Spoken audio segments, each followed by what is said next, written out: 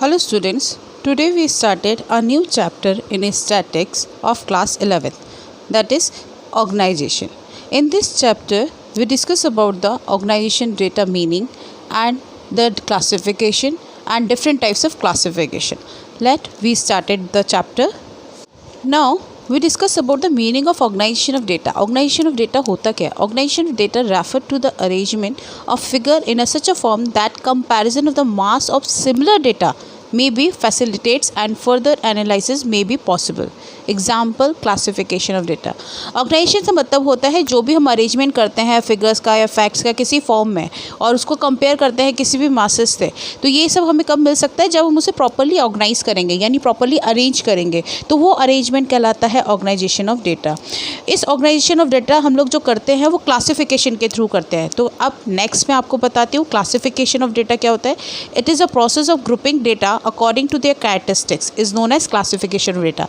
किसी भी चीज़ को, किसी भी डेटा को अगर मैं ग्रुप करके उनके फीचर्स के हिसाब से अगर मैं बांट देती हूँ, डिवाइड कर देती हूँ, अलग अलग कैटेगरीज में कर देती हूँ, तो वो क्लासिफिकेशन ऑफ डेटा होता है. तो ये दोनों टर्म्स एक दूसरे से इंटररिलेटेड इसलिए है क्योंकि ऑर्गेनाइजेशन का पार्ट है क्लासिफिकेशन. अब ये क्लासिफिकेशन हम लोग करते क्यों हैं जनरली, रीज़न क्या है करने का, वो नेक्स्ट स्लाइड पे हम चल पढ़ते हैं.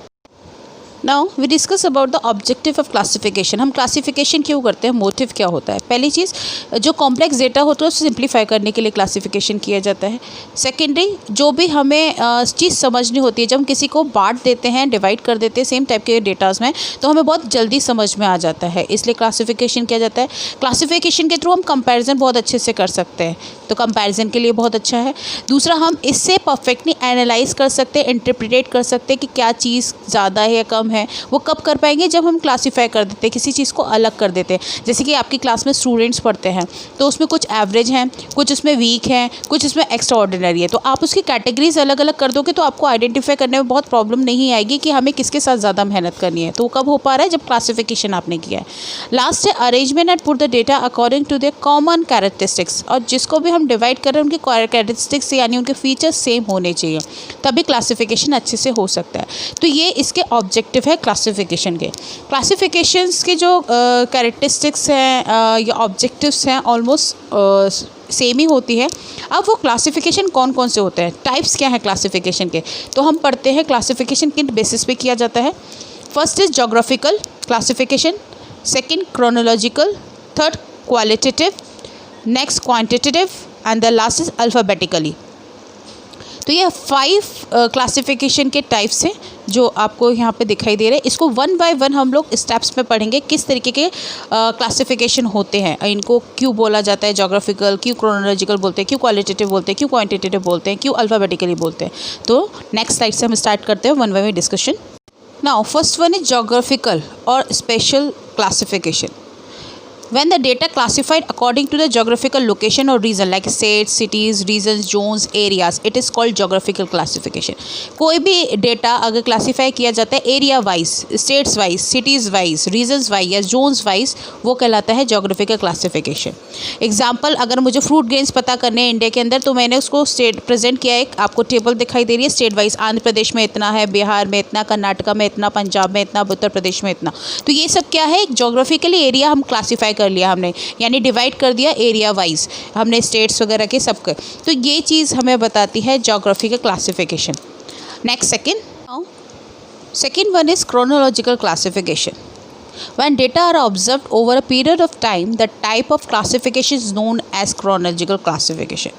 यानी it is the time of occurrence, यानी जब वो हम इसमें वो टाइम देखते हैं जब वो क्लासिफिकेशन आया था, यानी ईयर वाली जो चीज़ें होती हैं ना, ईयर के थ्रू हम लोग क्लासीफाई कर दें, जैसे कि इस ईयर में ये था, आज की ईयर में ये है, तो वो क्रोनोलॉजिकल क्लासिफिकेशन होता है.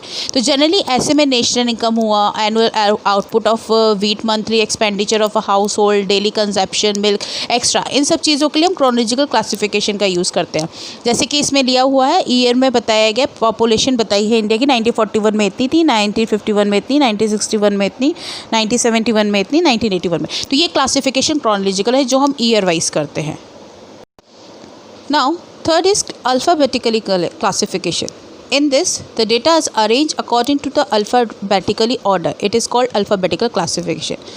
अगर हम अल्फ़ाबेटिकली किसी डेटास को हम डिवाइड कर देते हैं वो अल्फ़ाबेटिकल क्लासिफिकेशन कहलाता है। जैसे कि इंडिया की पॉपुलेशन को अगर मैं अल्फ़ाबेटिकल ऑर्डर में लगा दूँ तो सबसे फर्स्ट वन क्या आएगा, Andhra Pradesh, then Assam, then Bihar, then Gujarat, then Haryana. तो ये अल्फ़ाबेटिकली ऑर्डर में पॉपुलेशन दिखाई जा रही है।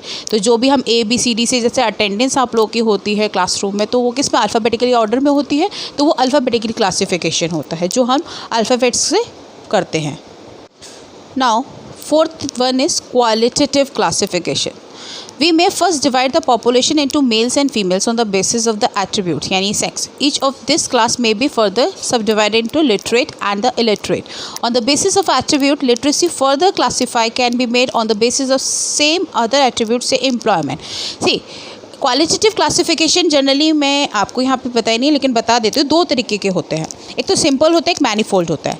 जो सिंपल होता है इसमें तो हम लोग एक डिवाइड कर देते हैं, जैसे कि मेल्स एंड फीमेल्स डिवाइडेड कर दिया, हेल्दी अनहेल्दी कर दिया, एजुकेटेड अनएजुकेटेड कर दिया, तो दो पार्ट्स में डिवाइड करते हैं सिंपल क्लासिफिकेशन में। और जो सेकेंड पार्ट होता है क्वालिटेटिव में, वो मैनीफोल्ड, उसमें हम जो पार्ट्स किए हैं उनके भी पार्ट्स करते हैं, फिर उनके भी पार्ट्स करते हैं, तो वो चीज़ होती है मैनीफोल्ड, यानी many distributions and many classification of the forms that we call manifold classification. तो क्वालिटेटिव क्लासिफिकेशन का मतलब है कि हम डिवाइड करते हैं दो पार्ट्स में, फिर उसको सब डिवाइड करते हैं, फिर उसको सब डिवाइड करते हैं, वो चीज़ होती है क्वालिटेटिव क्लासिफिकेशन। अब नेक्स्ट है क्वांटिटेटिव क्लासिफिकेशन। क्वांटिटेटिव क्लासिफिकेशन में क्या होता है, quantitative classification is refer to the classification of data according to some characteristics that can be measured such as height, weight, income, sales, profit, production। तो जो data हम जिसमें quantity में पता कर लेते हैं, वेट में पता करते हैं, हाइट में पता करते हैं, वो हमारा क्वांटिटेटिव क्लासिफिकेशन होता है। जैसे सेल्स हो गया, प्रॉफिट हो गया, प्रोडक्शन हो गया, ये सब चीज़ें हम किसमें न्यूमेरिकली पता करते हैं, तो क्वांटिटेटिव क्लासिफिकेशन होता है। आपको दिया हुआ है, देखिए वेट दिया है 40 से 50 में कितने स्टूडेंट्स हैं, 50 में 60 वेट्स में कितने कितने नंबर ऑफ स्टूडेंट्स, तो यहाँ नंबरिंग से किया जा रहा है सब कुछ, तो ये क्वांटिटेटिव क्लासिफिकेशन है। Next topic is characteristics of a good classification. Classification कैसे होनी चाहिए। फर्स्ट है कॉम्प्रिहेंसिव। कॉम्प्रिहेंसिव से मतलब हो गया जो भी रॉ डेटा हम लोग ले रहे हैं, जिसके हम डिटेल्स जानना चाहते हैं, या फिर हम लोग each and every item data gets into some group और क्लास, तो यहाँ पे कोई भी आइटम छूटना नहीं चाहिए, सारे डेटा को कलेक्ट करके उसके बारे में लिखा होना चाहिए। कॉम्प्रिहेंसिव मतलब डिटेल्स में होना चाहिए सब कुछ। Second clarity. Classification raw data into classes should be absolutely clear and simple. जो भी हम डिवाइड कर रहे हैं बहुत सिंपल होना चाहिए और क्लियर होना चाहिए, समझ में आनी चाहिए तो कैटेगरीज कौन सी बनाई हुई है। Third, homogeneity. जो भी हम ग्रुप्स में बांट रहे हैं या डिवाइड कर रहे हैं, सब डिवाइड कर रहे हैं, तो एक ही जैसे होने चाहिए डेटा, ये नहीं कि अलग अलग हो। हेट्रोजीनियस नहीं होने चाहिए डेटा, होमोजेनिटी होनी चाहिए, यानी सेम यूनिफॉर्म होने चाहिए। Next, suitability. कंपोजिशन जो भी क्लास का हम बनाते हैं वो हमारे ऑब्जेक्टिव से रिलेटेड होना चाहिए, सूटेबल होना चाहिए। जैसे कि मेरे को इनकम एक्सपेंडिचर के बारे में पता करना है कि स्टूडेंट्स स्कूल पे है तो उस पर कितनी इनकम हो जा रही है, कितना खर्चा हो पा रहा है, तो क्लासिफिकेशन उसी हिसाब से वेट, मटेरियल स्टेटस, सब इन सब चीज़ों पे नहीं करना चाहिए। जिससे ज़रूरत है इनकम और एक्सपेंडिचर उस पर करना चाहिए, ये नहीं कि उसका वेट कितना होगा, हाइट, ये सब चीज़ों को नहीं करना चाहिए। नेक्स्ट है elastic. Elastic classification should be elastic because there is a scope for a change in the classification matching with a change in the purpose or objective of study।